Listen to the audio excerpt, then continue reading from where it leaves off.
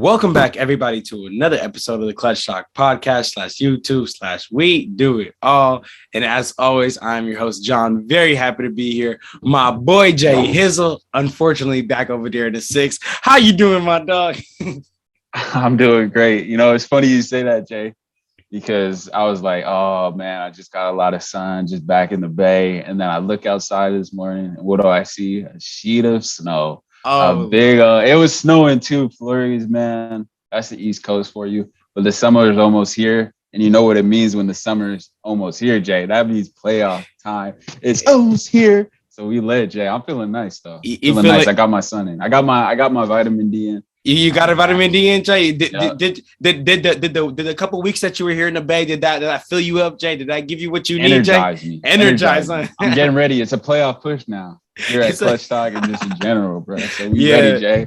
Jay got to see my boy live. Man. And if you haven't got to check out that live episode, this is a quick shout out to that episode. Our most recent two, the bonus one and the weekly week 22 recap. Check that out, man, because we live in person. But now we're back on the Zoom, but that ain't changed a thing.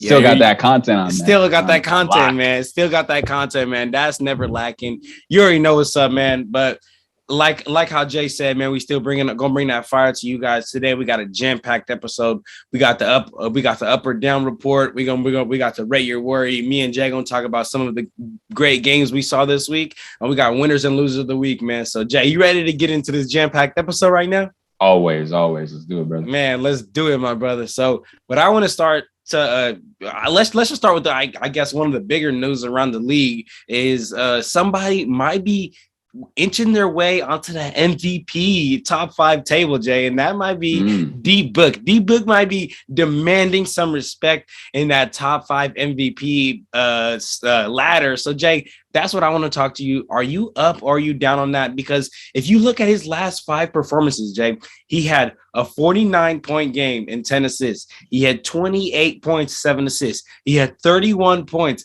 7 rebounds. He had 28 points, five assists, and then he had 31 points and 7 assists. These last 5 games, Jay, have been great games, high scoring games on high efficiency. None of these games he has shot under 40% from the field, Jay. He's winning. The Suns just locked the number 1 seed. They're getting CP3 back. It just looks like nothing's going wrong over there in Arizona right now, Jay. So talk to me. Are you up or down on D-Book being in that top 5 for MVP ladder?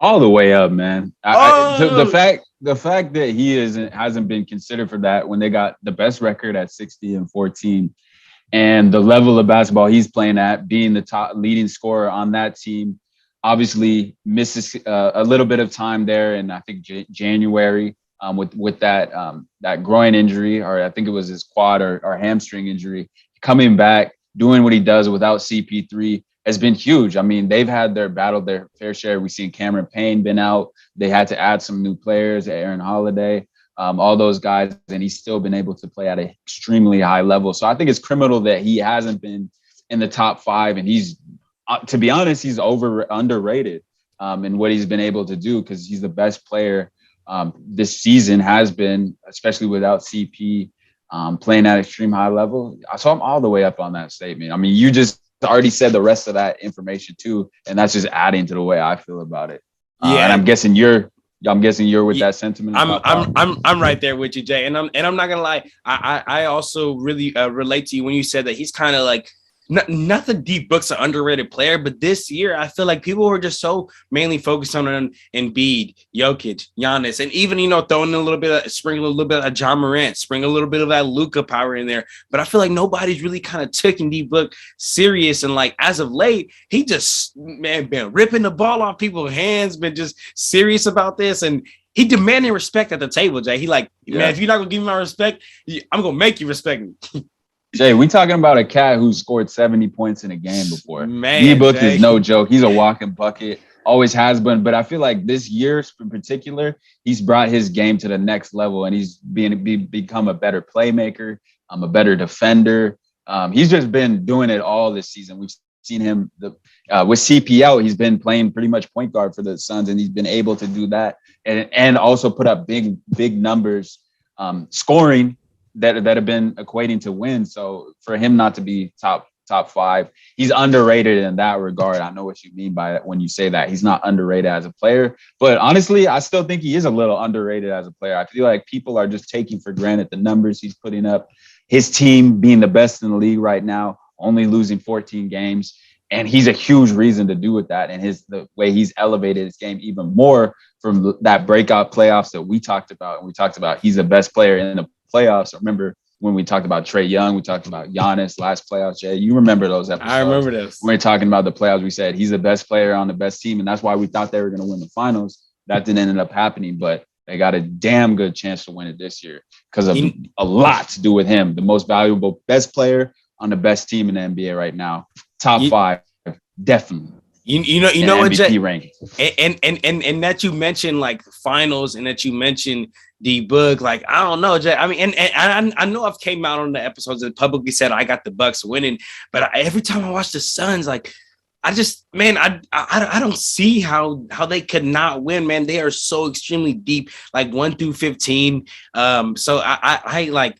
I don't want to sound like, a flip-flopper, Jay, but I keep going back and forth, catching myself like, man, look, the Bucks are looking great. But then again, like the Suns, and it's crazy, Jay, because I feel like last year, a lot of people said, well, the Bucks aren't supposed to be there because KD wears a size 14 shoe, and the Suns had to face a weaker team every way through the playoffs. But like now, like those just look like the two safest bet, right? They're like the two safest bet to say the Suns is coming out the West. Well, it's not clear, but I feel like you could say a safe bet to say the Suns will come out the West and the Bucks will come out the East, which is just crazy, Jay. Like that's how the NBA moves, man. No, for sure, you're right, Jay. And the thing is, if you look at all the teams in the NBA, you mentioned the Bucks, but I wouldn't even say them. If you look at the sure bet team with no question marks, because you only just added CP3 back into the lineup this week. So that question mark is gone. You look at the Warriors, a team who was a favorite beginning. We don't know when Steph's going to come back. We've seen that they've lacked the size. We've seen it with Draymond. So Warriors, question mark. We've seen Philly. We don't know what James Harden's going to do in the playoffs. He hasn't performed yet. We haven't seen him perform the level he's the regular season. Albeit they've looked great in the regular season this season. Joel Embiid putting together MVP campaign, but still a question mark regardless. Brooklyn, obviously huge question mark. We don't know if Ben Simmons is going to come back with his back issues. Kevin Durant, Kyrie Irving, they're still a threat, still a question mark. You look at the Grizzlies, they've been playing great in the regular season. Young, inexperienced team, never been past the first round with that core bunch, question mark. So yeah, all these teams, out of all those teams, Phoenix is the sure bet team with the least amount of question marks. And honestly, the least amount of, I don't really see any weaknesses. I named a lot of teams who potentially have weaknesses or areas that can be exploited in the playoffs. And I don't really see the Phoenix. They can go big. They can play small. Ooh, I don't know. They're looking like a real problem, man. And you're right. They're looking good. Easiest bet, I'd say, if I had to choose one team, and that's hard for me to say as being a Warrior, a Dub Nation all the way. But I'd probably go Phoenix as a safe bet right now, where the playoffs were to start to make the finals and win it right now. See, it is, and for the fans, see, like that's why you got to come to Clutch Talk. You getting the rawest content, right? Like you got a Dub Nation fan, and I promise you, like. Y'all, like Jay Hill is the biggest Warriors fan I know, y'all, but he keeping it real. You know what I'm saying? So that's why, man, you got to come to Clutch Talk. We keeping it real, man. But all right, Jay. So let's keep it pushing, Jay, and let's talk about the next topic here, and that is a team, a game that I think you're going to talk about later, man, between two teams. So the Raptors have jumped the Cavs in the standings, Jay. The Raptors are now sitting in the 6th seed at 42-32, while the Cavs, who are on a 3-game losing streak, Jay, this is your League Pass team. Now on a 3-game losing streak, they dropped to the 7th seed at 41-33. So, Jay, are you up or are you down on the Raptors finishing the season ahead of the Cavs? Because right now the Cavs, if the season ended, they are in that play-in tournament, surprisingly. So, Jay, up or down on the Raptors finishing ahead of them and avoiding the play-in tournament? I can't say I called this, but I low-key kind of called it way back on. I got to give myself some credit. When we had Garrett on the show, and we were talking about who's going to get that 6th seed and avoid the play-in game. And all along, I knew it was the Raptors with that experience. They got that championship mentality. They got Fred. They got They got Pascal Siakam, and now they got a rookie by the name of Scotty Barnes, who's been playing some serious basketball. We know, we go back and look at my take and how I feel about what Scotty Barnes will mean to the Raptors organization in a few years. And I think he'll be the guy. But I just think that if I'm any team in the playoffs, especially in the East, I do not want to see the Raptors in a 7-game series, and they could potentially upset at some. So yeah, I'm up on them keeping that 6th seed. To answer your question, I think the absence of Jared Allen for the Cavs has been just immense. What he does from rim protection to his pick and roll game with Darius Garland is missing, and I saw that live in action on Thursday night. It's clear they're missing that hole, that rim protector, and all that Jared Allen, an all-star, brings to that team. And I just think it's going to be too tough for them to overcome and take that 6th seed when it's all said and done at the end of this regular season. Yeah, Jay. I as much as I want to go with the Cavs, because right now the Cavs do hold the tiebreakers between the Raptors, I think that this is kind of like similar to that Hawks situation where like the Cavs rely too heavily on a player like Jared Allen. Like the Hawks rely too heavily on a player like John Collins to just have him out of your rotation, man. Not only does that mess up, throw off your complete offense, it throws off just the way you play the games on both sides of the court. And I mean, with the Raptors rolling right now, with the Raptors on the 2-game win streak, and the Cavs just can't seem to get it together, man. But I definitely want to see them do good, man, because the way they were performing earlier in the season, like I want to see them having that kind of streak, that kind of momentum coming into the either play-in or playoffs, man, whatever that may be, man. But all right, Jason, then let's keep it pushing, my brother, and let's talk about another team that's really struggling, man. With their loss last night to the Knicks, man, the Heat are now on a 4-game losing streak, man, and they have lost that number 1 seed. I mean, we've all seen it. You got Jimmy Butler and UD fighting over, Eric Spoelstra and all that. Eric Spoelstra being funny in post-game, talking about like, oh, we just decided what we want for dinner. Jimmy Butler hasn't really been playing up to the level that we've known Jimmy Butler to play at and see in the past. And I mean, we even talked a little bit and touched a little bit about this on the live episode. We still feel like they don't have that guy who's like, hey, offense broke down. This doesn't work. Go get us a bucket. We don't feel like Jimmy Butler is that guy. So Jay, like, are you up or are you down on the Miami Heat being like genuine, serious, like title contenders? I know, like, they're up there in the top of the Heat and top of the East, but are they going to be able to generally compete with some of these big dogs in the East? Nah, I'm not ready to say it for the Heat, unfortunately, right now. Despite, and it all goes back to that first option, who they got. I think it's just a reason for, is it Bam? Is it Lowry? Is it Jimmy Butler? Is it Tyler Hero? I don't know. I really don't think. Are any of those guys enough? We can say that they're enough right now. And I don't think that what happened on the bench against the Warriors was anything to scratch your head at or look twice at. That's an organization that prides himself on winning and holding itself accountable. And that might have been what we saw there on the bench. And UD, we've seen what he did, and he's protecting that culture and protecting his coach, which I have no problem with. You're ultimately your competitors, you're trying to win. We don't know what was truly said in that huddle or what happened. It might have been a play or whatever. But to answer your question, I can't really say for certain that they'll make it out of the first round right now. If they play Brooklyn, I'm not sure that I would have them winning that. They might be able to get past Brooklyn. Beyond that, I don't know. Definitely not enough. I'm not sure solidified to see them title favorite or contender at this point. Too many questions, not enough answers right now. But Jay, what do you feel? Yeah, I mean, to be real with you, coming into the season, I definitely I was big on the Heat, man, because I was like, this is gonna be one of the teams that's just beating you by committee. It's just beating you by committee, and that's what we've known the Heat to be, man. But I think that any other year, like, and I don't even know if this is necessarily gonna make sense. So like, talk to me if it don't make sense. But like any other year, I feel like this Heat team would have worked out. But I feel like this year, the individual play is just insane. I mean, like, we're just seeing these individual players just go off, and we're seeing that like a lot of these, Jason Tatum's, Trae Young's, these Lucas, these D Books, they're kind of like putting their team on their backs and just kind of like just getting buckets out there. I mean, Cat, we see Jokic, you see LeBron, like they're just kind of go out there just getting buckets. And I don't even think it's necessarily much of a team committee right now. And I think that the Heat, if they get caught in a game that's all right, who gonna get more buckets? Like who's gonna be able to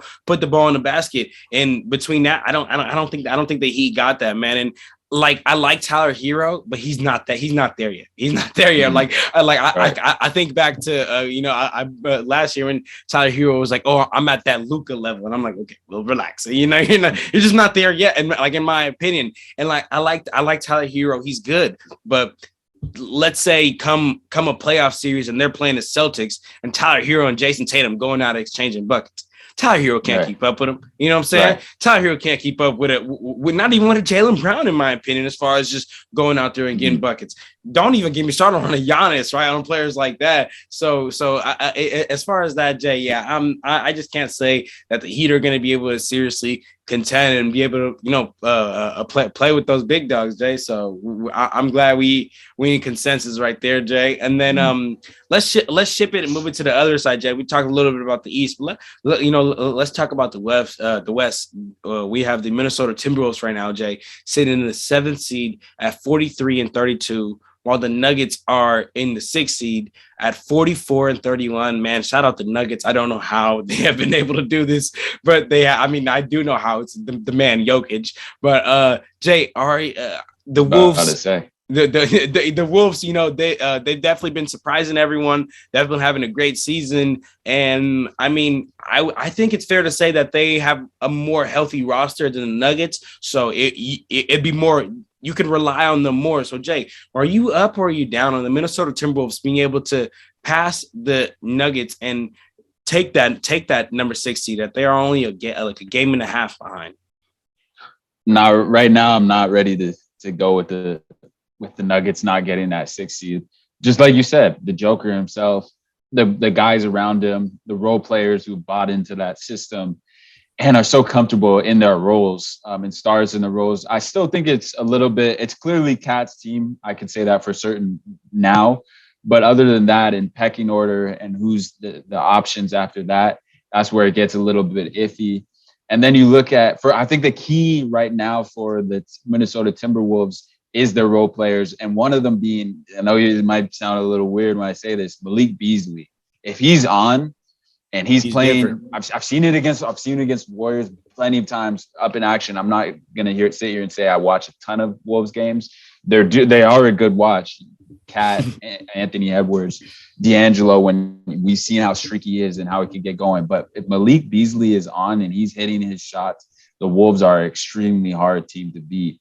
So he has a big factor. We've seen in playoff series and in regular season games, sometimes you need your role players to step up, and he's one of those players that need to step up. But to answer your question, that being said, I'm still going to go with the Nuggets, their role players, their guys, Aaron Gordon, Monte Morris. Feel like I'm missing someone, Will Barton, if he's healthy. Those type of guys are guys who are extremely bought into the Nuggets culture. Mike Malone, you've seen him get signed to a contract extension recently, so they're committed to him long term. And that's because that organization, those players, the Joker, MVP, in my opinion, right now, I don't know if you have a question, if you want to talk about that later, John, but for all those reasons, I got the Nuggets just being able to squeak out that 6 seed. That's gonna be a tough first round matchup for the Warriors, man. But we won't get into that. If they even end up getting the 3rd seed, we don't know at this point, but it might be comfortable. But that's who I think that first round matchup is gonna be. You see, 6 and 30. You see, Jay, I think in my opinion, I think the Warriors might actually catch the Wolves, Jay, because I think the Minnesota Timberwolves are actually going to be able to. I'm the only reason why I'm there, man, is because I just feel like the Wolves have never been this close. Like they've never seen it. Like they see the light at the end of the tunnel. I think Patrick Beverley has just changed the entire culture over there. And Jay, I'm right there with you with that Malik Beasley point. When he is playing, he gives a whole different dimension to them. He gives the Wolves a whole different dimension. I think that right now, Karl-Anthony Towns, I think what he's got to do, man, is he got to rally his troops and say, guys, like, man, like I'm just a star player. We've never been this close. We need to do whatever it takes. And another reason I'm going with that, Jay, is I don't know if you got to catch any of that Suns versus Nuggets game. That was great game. You know, that game that D Book went off. And Jokic definitely did his thing, but I don't know. There was parts of me that sometimes felt like Jokic was like getting tired or like running out of gas, because I mean he is the only one doing it out there, like to a consistent level, right? Like you named some important key role players on the team who are vital to the team, but like as far as consistent wise, as far as like setting everybody up and getting it done, the responsibility lies on Jokic every time, man. And I just think that, you know, he might end up running out of gas at the end of the year, Jay, which would be crazy. But I mean, for the Warriors, you'd be happy though. You'd be happy facing the Minnesota Timberwolves though, huh? I don't know. I think both of those teams present matchup nightmares, and simply because of the size that they have. Jokic being this point forward, point center that he is, creator, offensive playmaker. You know, we can see what he can do down low. And then Karl-Anthony Towns, two of the best top 5 bigs in the league, whichever order you want to say. Personally, I think Jokic is the best center in the league, most valuable player in the league right now. And for those reasons, I think they're tough matchups. Not to get deep into that, we'll talk more about previews and that in upcoming episodes as we get closer to playoffs, man. But I got to go with the Nuggets right now, Jay. Wow. Got to go with the Nuggets. Wow. Just with that experience, been there, done that. And for the Wolves, it might be one of those instances of not lacking that experience, despite Patrick Beverley being there, Cat playing in a series where I believe they got swept in one playoff series. But the rest of the guys, in terms of that, D'Lo has first round experience. But a lot of those guys are lacking, especially the continuity playing together and being in those situations. Will come back to haunt them, and then I think you're going to be sitting in the playoff playing game there coming up. Man, Jay. All right, Jay. Well, hey, I feel it, man. I mean, we were talking about it before I got on camera, Jay. This season is just crazy. So expect the unexpected, Jay. But all right, brother. So then let's get to this last up or down here, Jay. And that is LeBron James currently right now leads the league leads league in points right now. He's leading the league at 30 points per game. Joel Embiid is in a close second with 29.8. Giannis is in a close third with 29.7, Jay. Are you up or are you down on this being the year that LeBron James wins a scoring title and it becomes the oldest player to win a scoring title? Run those lines back again. Yes, I got you. Close. So we have LeBron at 30 points per game right now, flat. Giannis, Embiid at 29.8, Giannis at 29.7, Trae Young at 29.8, and then Luka at 27.8. I think it's going to be a real close finish. It's going to be a real close finish. Those are 0.3, 0.2 away. Trae Young's right there. But the top of those, LeBron, Joel, and Giannis, it could go any direction. But out of those three, relying on who they rely on to score, LeBron, especially with 80 out right now, he has to score 30 plus, even 40 plus, 50 plus sometimes for them to even be close in a game and have a chance to win it. So out of those threes, night to night, he has the biggest weight to carry in terms of having to put up big numbers for them to be in a game and potentially win. And that might give him the edge over those three. So there's a good chance I have to lean with LeBron right now out of those three, because you look at the other teams with Joel Embiid, you got James Harden, who can carry the weight offensively for them as well. And Giannis has Drew Holiday and Chris Middleton. So I'm going to have to leave with LeBron. Has a good chance. Right now, he's the betting favorite, I'd say, to take that scoring title, which is wild at that age.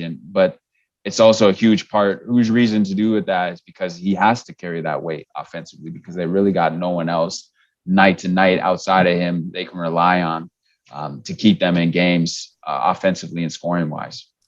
Absolutely, Jay. Honestly, I mean, of course, I mean, you probably knew I was right there with you. I definitely think LeBron is gonna it's gonna bring home the scoring title, but you want to see him right now. But I like that, not just because that's my guy, but also because straight up, like, who else is gonna get it done, man? I was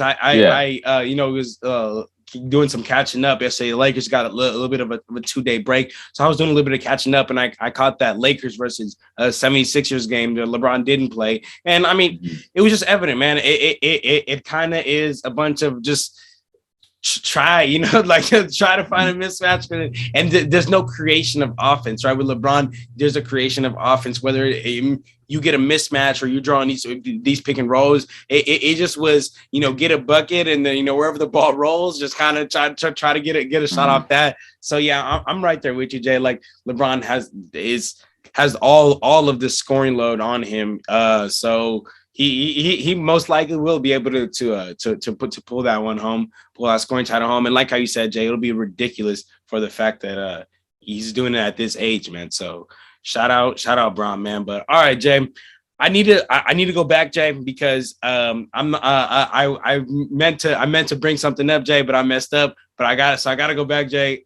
We got to talk about the MVP, Jay. Earlier when we opened up the episode, we talked about the MVP, and you had shared something with me on a text message, Jay. So for all the fans on YouTube, don't worry about it. It's going to be right here. I'll pull it up for you guys. But Jay, for the people on podcast, I got to read this out, Jay. You sent me this thing, and we talked about how important it is for us to talk about this. And this is each of the MVP cases in a sentence. So I'm going to run it off here, Jay, and I want you just to.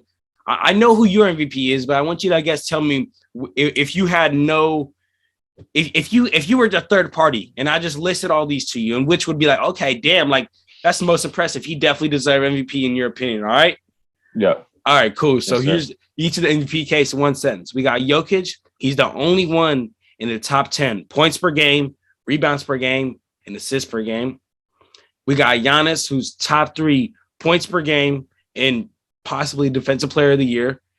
We got Embiid, who is leading the league in 30-point games right now. I thought that was LeBron, but Embiid probably passed him.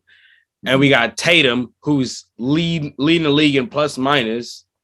We got D Book, who's the top scorer on the best team. We talked about that earlier. We got Luka, who has the best head-to-head record against the other 6.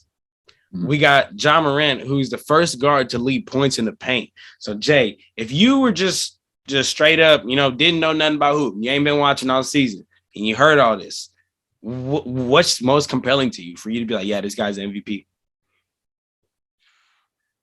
I gotta say either Giannis with top 3, or the player with the top 3 points per game and defensive player of the year candidate. And then only one in the top 10 in points per game, rebounds per game, and assists per game. Because that just shows me the whole body of work. He's getting it done. It could be defensively, offensive rebounding, points per game. So he's leading definitely his team in points and scoring. And then he's getting it done playmaking, and he's getting his teammates good looks and putting them in positions to score. So he's got the whole body of work there. And that's who I think is the MVP favorite right now. In my opinion, and that's Nikola Jokic, and then Giannis, who's getting it done on both sides of the floor with his defensive prowess and how he's able to step out and guard 1 through 5, which is a huge asset to have on any championship team, and for your best player and the most valuable player to any team to be able to guard 1 through 5. That just goes with the sentiment. A most valuable player is able to do a lot of things on the floor, make the game easier for your team. And that's what it encompasses a player who can guard 1 through 5, which Giannis can do. He can guard your biggest guy. He can guard your smallest guy and stay with them on a switch, or even check them defensively for multiple possessions. And then being able to score as well is a huge asset. Despite, I will add, 30-point games is good, but doesn't show me the whole body of work. Plus minus can be an overrated stat. Top scoring on the best team, huge. You are on the best team and you are the top scorer. But I got to see other categories, and I got to see defensive, offensively, playmaking, and that's what Jokic is showing me. Best head-to-head record versus the other 6 is good, but what's your overall record? And what other help do you have? I think Luka has more help right now, I would say, with Spencer Dinwiddie, who they add. He had Kristaps Porzingis earlier on in the season. He has more weapons, I would say, than Jokic has. And then the first guard to lead the league in paint points, Ja, which is cool. but your team's also 17-2 without you. And that adds in a factor of how valuable you are to a team. And we said it again, and I'm going to say it again. Ja is obviously the best player on the team. The Grizzlies are a better team without him, but 17-2 without him. So how valuable are you? Goes against your case, unfortunately. So I would say Giannis and Jokic right now. Long story short. Look, Jay. Hey, can we do some fun with this, Jay? Can we do something? Get it? Let's get it. Look, hey, Jay. Knock him out. Okay. Basically, knock him out as far as I know. Jokic is your MVP, so Jokic probably gonna be the last one knocked out. But can you knock him out in order? If you had to take him out of this list, if you're like, all right, no, he has to go first. Who has to go? Who's the first one that got to go? If we got 6 players, if we're like we can only fit 5, who's gonna go out of this list? Team 17-2 without you, gotta go. Sorry, Ja. Okay, who's next? Let me see after this. You got James Harden. You got James Harden on your squad. You lead the league in 30 points teams. I'm gonna keep you. That was a test. I'm gonna keep you. Best head-to-head record versus the other 6. What is your record, overall record outside of that? I need to see more than that. Luka is putting together a great season. I think he's lacking defensively, but they're able to hide him more because he has a big frame. He has a big body and they can hide him. But I need to see a more well-rounded game and what overall impact he has being the most valuable player on his team. I need to see more from Luka. Get him out. Okay, next. I think Jason Tatum, plus minus, overrated category in my opinion. It could say a lot about you, but it's not black and white. Don't get me wrong, Tatum having a great season, but get it out. I think I need to see more than that, despite the Celtics, the run that they're having. Devin Booker, great season, best top scorer on the best team. We've seen him take leaps and bounds in his overall game. Underrated in this, definitely top 5 in my opinion in this MVP case. But Chris Paul has been there. They have a very extremely well-rounded team. Need to see more than scoring. Although like I said, he has taken leaps and bounds. But Booker, D-Book, been real. See you later. Now this is where it gets tricky. These top 3, and that's Embiid, Giannis, Jokic. Clearly my top 3 right now. You did enough, Jay. You want to leave it at that, or what you want to? I mean, we know Jokic. Let me see what you got. Okay, I'm gonna throw it back to you, Jay. Okay, we can agree that those.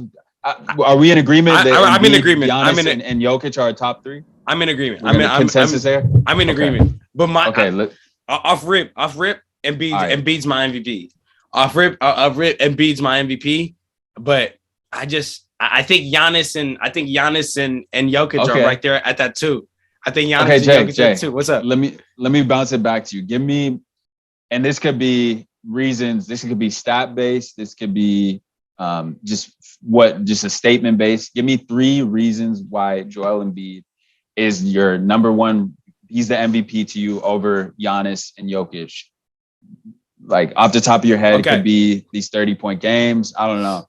Okay. Actually, take out the 30-point games. Give me something else. Give me something else. 3 facts, stats, whatever. Okay.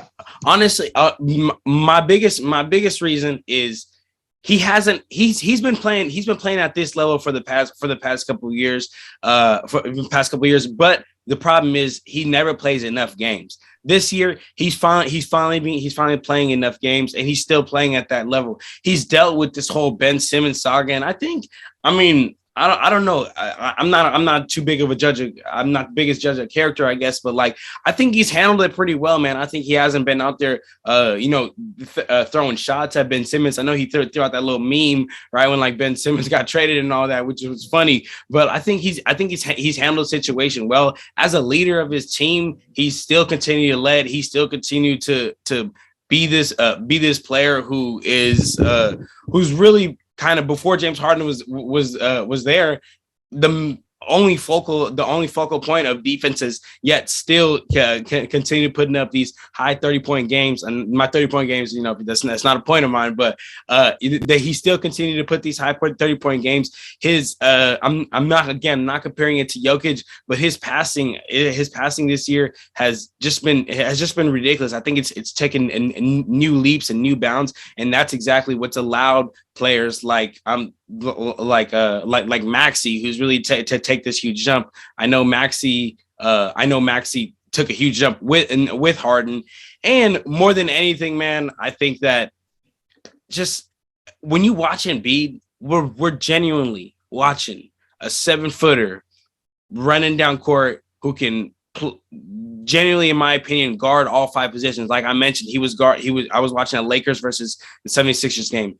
Not saying this is a huge fleet, but he was standing in front of Malik Monk. I'm not saying Malik Monk is wow, right? Like standing in front of Malik Monk. Malik Monk's a good player, but we're talking about a 7-footer standing in front of a quick, agile guard, and then he can switch it off. And again, not saying this is a huge fleet, but block a player like Dwight Howard. Dwight Howard's a big guy. You know what I'm saying? Not saying these are great players in the league anymore, but I'm just saying these are still players that, as a 7-footer, I don't know a lot of 7-footers are going to be able to keep up with Malik Monk and then be able to hit down low, be able to guard Dwight, and then come down court, and you could do it all. You could step back 3, step back mid-range. I think when he gets down low, he's a beast, man. I don't think anybody that can hold him down there, man. So for that reason, and for the reason of, man, I think he's been earning it every single year, but he's never played enough, and now he's playing enough. That's why I'm going with Embiid over everybody. Okay. For the fans, let us know, or for our audience, for our listeners, man, let us know what's good with what y'all think. We really want to hear your input and see you rocking with Jokic, you rocking with Embiid, you rocking with someone else. This year's crazy, huh, Jay? You're crazy. Yeah, subs. Let us know. Let us know what you think. All right, Jay. So let's move on to the next section here. Let's move on to the rate your worry, Jay. And I mean, we did this before, but for all the fans that are new, this is basically, Jay, I'm just asking you to rate your worry 1 out of 10. I'm gonna list you off concerning reason or concerning team, and you're gonna rate your worry. It's cool with you? Sir. Let's do it, Jay. All right, Jay. So look, we were just talking about them. The Lakers right now, they're sitting in the 9th seed at 31-42. The Pelicans are sitting in the 10th seed at 31-43. While the Spurs are right on their tail at 30-44, about a game and a half about both of those teams, behind both of those teams. So, Jay, rate your worry. So on this one is basically a part A and part B. Rate your worry for the Lakers getting passed by the Spurs or potentially even missing the play-in situation, and also rate your worry for the Pelicans getting passed by the Spurs or whoever, and potentially missing this play-in situation, because that 9, 10, 11 is very close, Jay. Mm-hmm.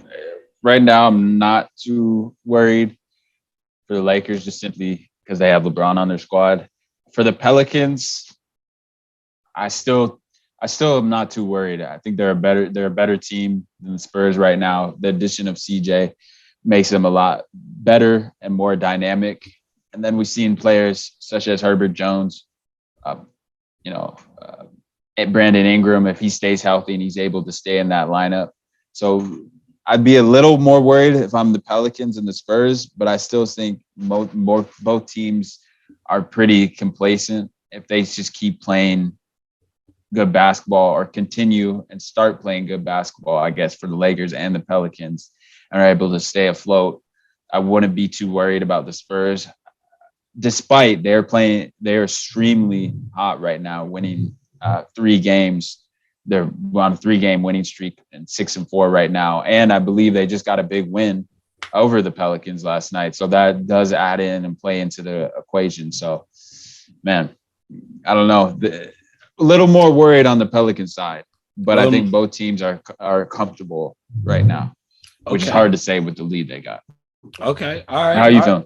So I'm really right there with you. I think that it's just hard to believe that LeBron would miss just an entire even a play, because I mean the play in just it makes it easier to make the postseason, right? It makes it if I guess if you call if the play-in is called postseason, if you consider that postseason, it just makes it harder for these teams to miss it. So is it the postseason? Is it the postseason? I mean, it's after the season. I don't. So what would it be? What would we consider the play-in? The play-in? It is postseason. It's not playoffs. Yeah, again, agreed. Well, agreed. yeah, obviously. Agreed. Play-ins. It's postseason though. It's postseason. Yeah, okay. Absolutely, because it's not regular season. Yeah, it's past regular season, which is by definition season. So, you're hilarious, but it's not playoffs. I hear what you're saying. I agree. Playoffs is a whole different atmosphere. I agree, Jay. But basically, what I'm saying is, I'm right there with you. It's hard for me to say like I have a high concern and I have a high number of worry because I don't see like the LeBron really allowing that, like LeBron allowing a drop off at that level. And the Pelicans, man. I think getting players like CJ. I know we've been seeing Zion throw down some crazy dunks, so maybe he'll make his way back. But yeah, my worry for both teams really isn't too high.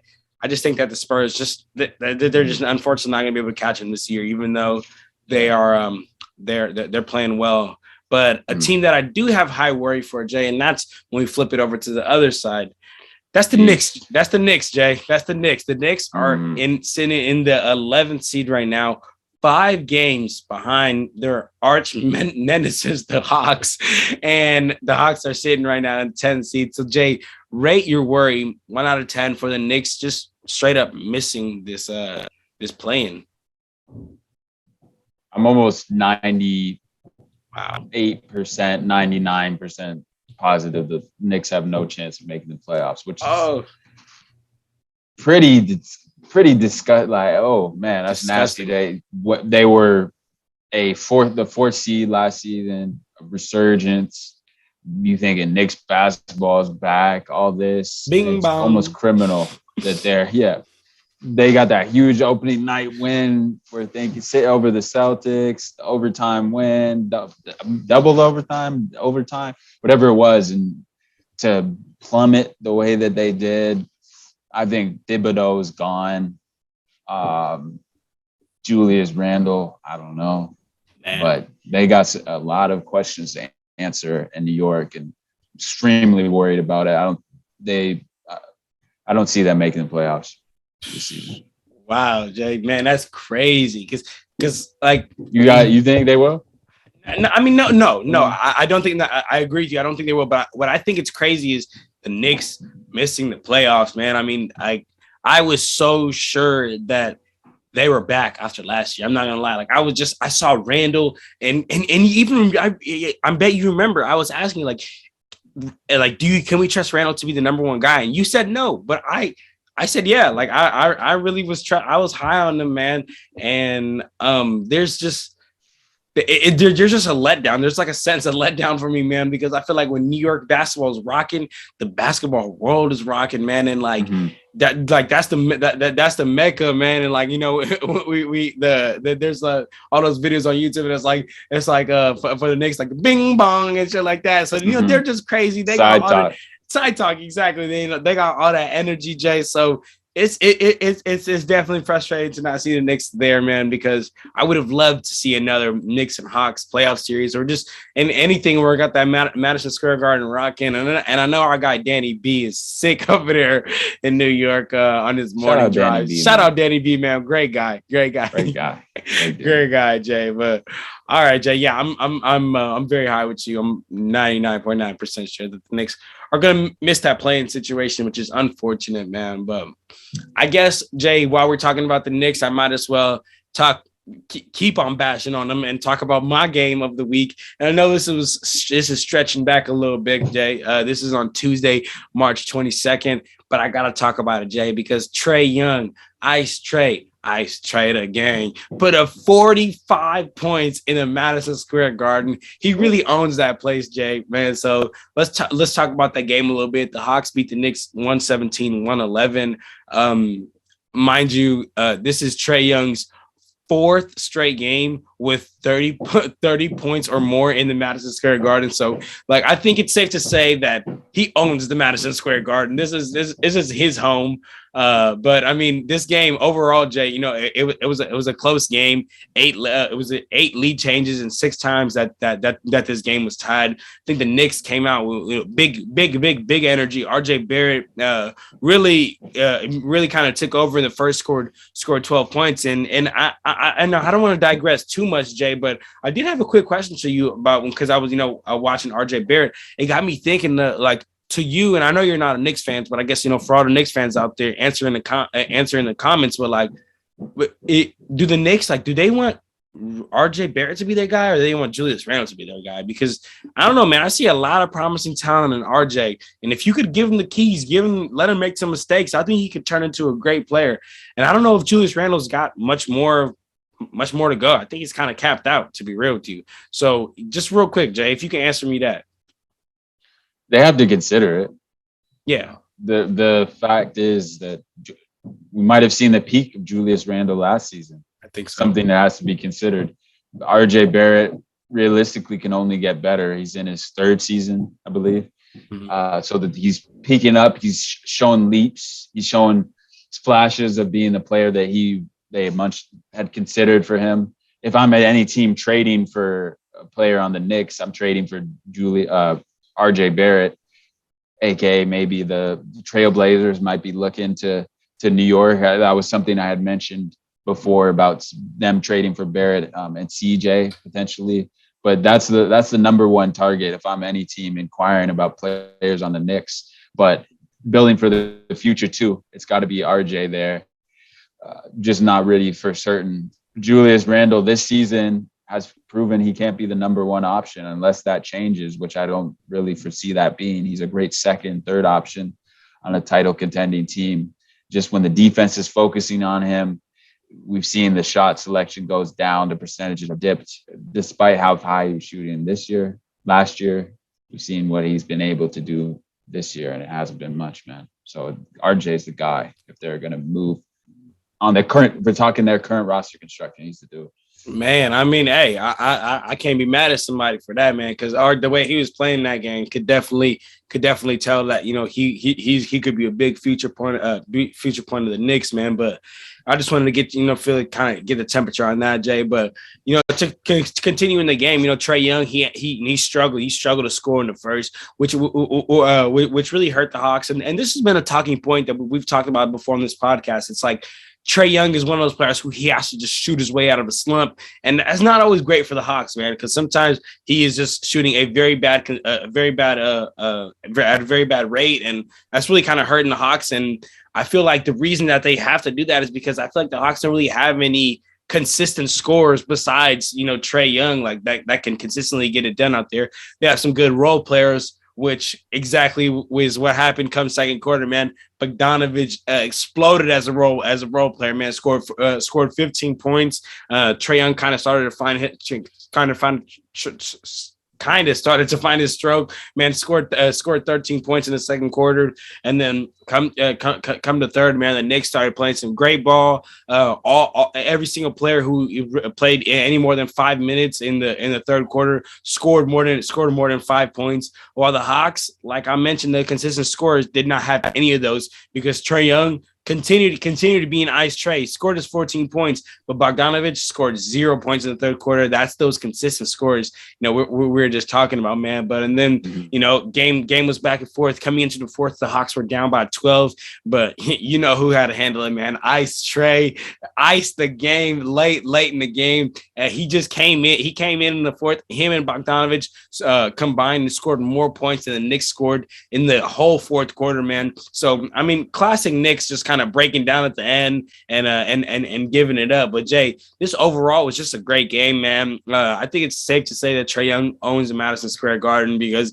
even the games coming into coming into to this game on Tuesday, he wasn't having the greatest games. But you know, he comes into Madison Square Garden and it's something. I was watching the post game interview. He said, "I don't know, something about this place, something about these people just get me going." You know, and he said that with a little bit of a grin in his face, man. Mm-hmm. So you know, he really a villain over there in New York, and he's buying into that, man. But overall, Jay, it was a great game. I don't know if you want to touch on anything on that, man, but if you do, floor is yours, my brother.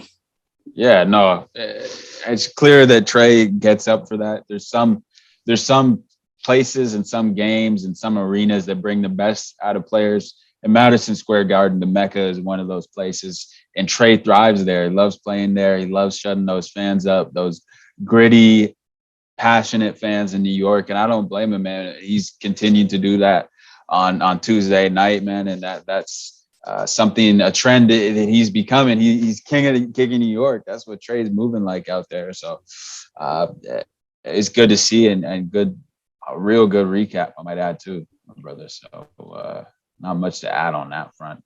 But I'm gonna push it and talk about my game that I had the pleasure of going to, if you didn't saw it on our story, and that was Thursday night, March 24th, Cavaliers and Toronto Raptors at Scotiabank in Toronto with the dude Oko. But that game was great, man. It was good. It was back and forth.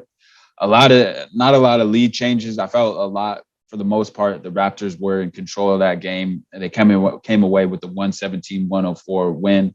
They didn't dominate a lot of categories, although in rebounding they were up by 4, and assists 26-4, steals 9-4 in favor of the Raptors. So they ended up majority winning most categories. But you look at the field goal percentage, the Raptors shot 47%, while the Cavs shot 46, so relatively close. And then the bigger discrepancy was in the free throws at 89% for the Raptors and 81%.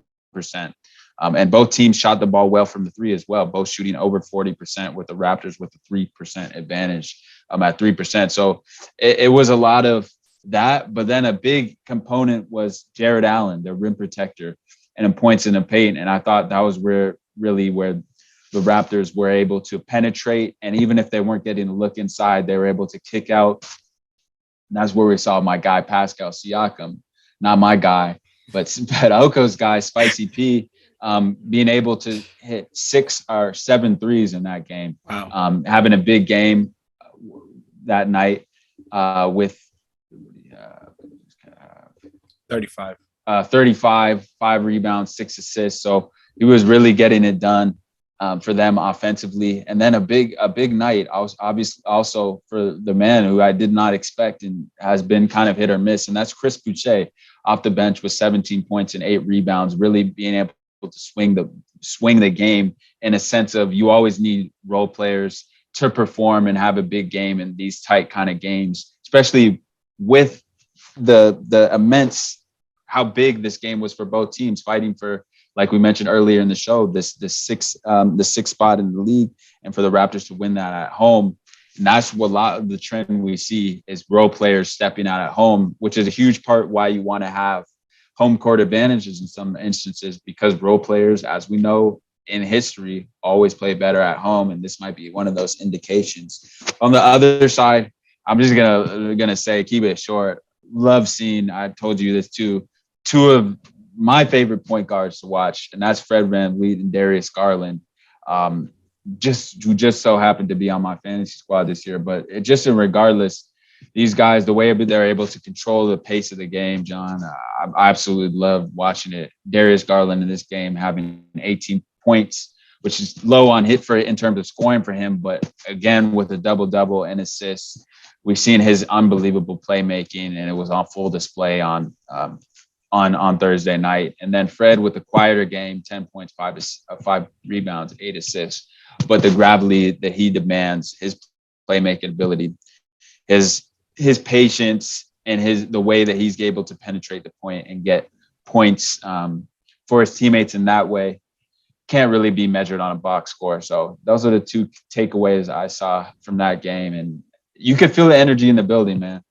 Just being there late March, that's when you kind of see the energy building, Jay. And you can feel that you can feel the calm in a sense before the storm because playoffs are here and it was a little bit of a playoff atmosphere.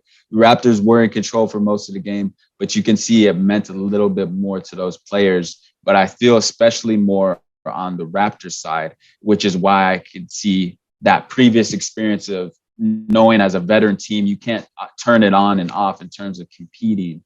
And is why in person, I was able to see that would be my easy choice for the 6th seed if I had to choose now. And I think they'll be able to become away with that because of the championship experience, that pedigree, and also the fact that the Cavs are missing one of their best players in Jarrett Allen.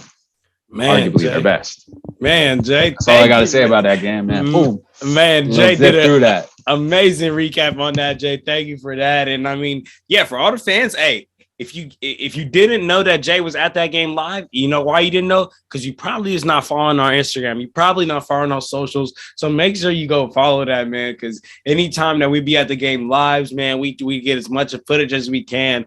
And Jay was at the game with our guy Oku, man. So shout out Oku and Jay. Jay, I hope you had a great time, my brother, man. It's lovely, man. It's lovely, time. Jay. But love Raptors games. over there, it's Scotiabank Arena, Jay. But hey, Jay, before we get to the last segment here, you know what we do here. We do winners and losers of the week. I need to talk to you about something, Jay. I know. Usually we have the we have like the script we follow, not a script, but we have a little bullet points we follow for the show, and This not on the show, Jay. So I'm popping you up on some surprise, Jay, because I need to I need to talk about this. I need to give you your flowers, Jay. Give you your flowers because one team by the name of St. Peter's. I know we are NBA pod, Jay. One team by the name of St. Peter's has been absolutely balling out, Jay. And little fun fact about you: you're a hooper, college hooper. For all the people who didn't know that, shout out my boy Jay. Yeah, I've been out there getting buckets since a young age, man. But but my boy Jay, tell me what you told. Tell the subscribers, tell the family what you told me the other day, Jay. Because we was on the phone the other day. You told me a little something I didn't know about you, Jay. Fun fact. Yeah. Fun fact. So I'm out in New York, New Jersey. This was about 3, 4, 5 years, and this was kind of my transition phase after college ball at Foothill. I was looking at potential places that I wanted to go the next season, transfer over and play at. One of the places I remember a smaller school because my cousin had went there, and I just drove by, went on a tour of the campus and facilities and all that. And this small school, little damned if you do, damned if you don't. This school was St. Peter's, man, St. Peter's Peacocks. And I was able to see that gym and where they played and everything. And it just so happens they're in the Elite Eight playing today as we record this episode on March 3rd, the 27th of March, man. And that's crazy, just full circle. But I mean, small school. Honestly, I don't even care. UCLA's out. That was my squad who I had predicted to win it. And I also had a bracket with Gonzaga, but we don't even get into that. But now I want them to win, Jay, because we got a little bit of history there. So it's funny. It's funny that small school is now at the Elite Eight, and they're serious. If you haven't had folks out there, hopefully they win tonight. So when people listen to this, they're on to the Final Four. But I'm rooting for them, the underdog. They got some serious toughness. I don't know. Have you seen any games? They're serious, man. I feel like they're just not they're just, but they have a bunch of those Alex Caruso's on their team, man. They're just willing to do it. Hard. They play hard, man. They're willing to do whatever it takes. But hey, you know what, Jay? If they lose, Jay, I don't want them to lose, but if they lose, Jay, hey. If they would have had you,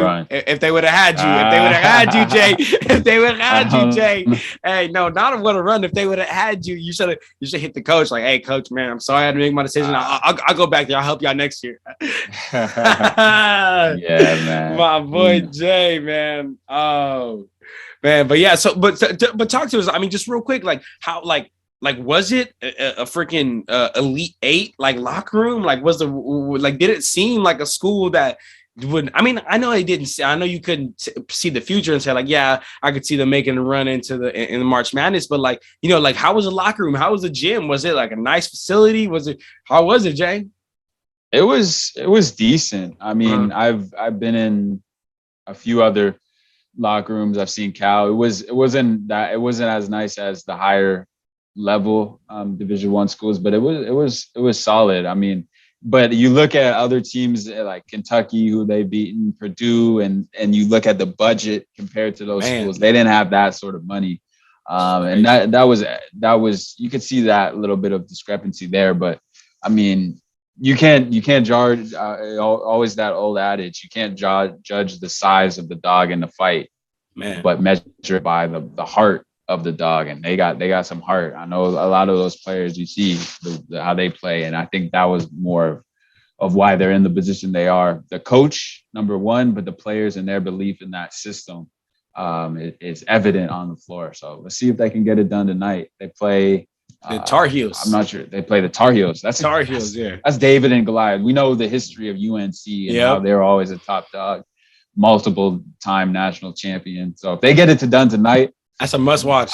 If they get it done tonight, to be honest, I could see them potentially winning the whole thing. Okay. We don't know. They got 2 games to go. They got 2 games to go. It could just be one of those runs. I don't know, man. Cinderella run. I would love to see it. I would love to see it, Jay. I would love to see it, man. But all right, Jay. So then let's get to our last segment here, Jay. And that's, you already know what it is, man. Losers and winners of the week. It could be a player, team, whatever, Jay. I'm going to go ahead and run my losers off first. And that's, I mean, we talked about them at the top of the episode. The Miami Heat, man. Like how you said, like how we mentioned, they got players fighting each other. Jimmy Butler's not playing well. They're on a 4-game losing streak. They've lost the number one seed. They just haven't seemed to find footing right now. Can't shoot the ball. So my losers of the week are the Miami Heat. And then my winners of the week, Jay, opposite, the Phoenix Suns, man, clinching the playoff spot, getting CB3 back, D-Book's performance. They just look like they got rolling at the perfect time. Playoffs is right around the corner. They look like they got a system in play. I mean, not they look like they got a system going in place. And I mean, it's not much going wrong over there in Arizona, Jay. So that's my winners, losers of the week. How about you, my brother?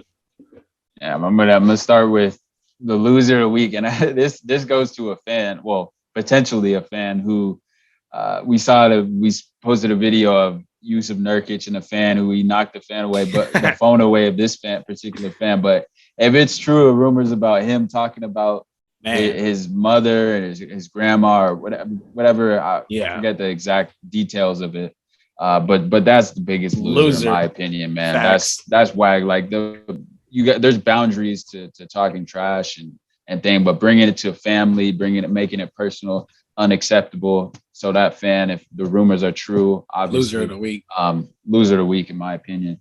And then winner, D-Book, who've been putting up extreme numbers, most recently with a 49, nearly a 50 piece on 64% shooting. Incredible, absolutely incredible.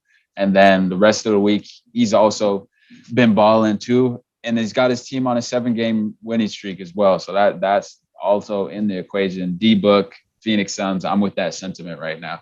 They're rolling, and they got CP3 back. They're rolling, Jay. They're rolling, man. All right, Jay. Well, look, man, we covered a lot of topics on this episode, my brother. I mean, we talked about a bunch of different teams in the up or down report. We talked about, rate your worry. Talk about some teams in some dangerous situations.